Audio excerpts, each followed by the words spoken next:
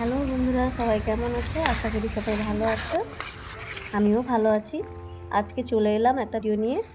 সময় থাকলে সবাই শেষ পর্যন্ত দেখতে থাকবে। আমার বাড়িতে সবাই চাল কুমড়ো পাতা ভাজা খেতে খুব ভালোবাসে। এই পাতাগুলো নিতে চলে এলাম। অনেক পাতা হয়েছে, দেখতে থাকো। পাতাগুলো অনেক হয়েছে। এই যে একটা একটা করে তুলছি পাতাগুলো। দেখো সবাই, পাতার মধ্যে ফুলও আছে। এই পাতাগুলো তুলে নিলাম, আরও তুলছি। তোলার পর পাতাগুলো আমি নিয়ে চলে আসবো বাড়িতে।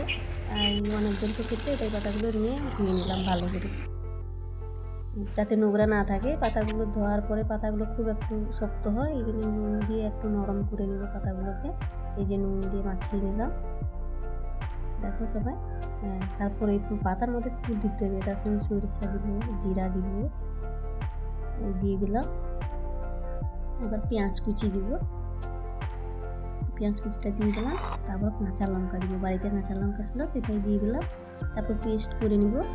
নুন দেওয়া যে পাতাগুলো ছিল ওটা থালায় একটা একটা করে পাট দিয়ে নিব, এটার মধ্যে পুর দিয়ে দিব। এই পাট পাট করে ভাঁজ করে নিলাম। দেখো সবাই কেমন ভাঁজ করতে হয়েছে, এই যে করে নিলাম। যে ভাঁজ করার পর অনেকগুলো করেছি, আমাদের বাড়িতে অনেকজন খেতে। তারপর তেলে প্রত্যেকটাই আমি ভেজে নেব।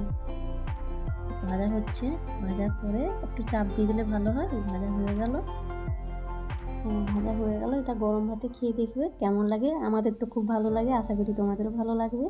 আমার এই ভিডিওটা যদি তোমাদের ভালো লেগে থাকে বন্ধুরা, সবাই লাইক কমেন্ট করবে এবং অবশ্যই সাবস্ক্রাইব করে দেবে। ধন্যবাদ।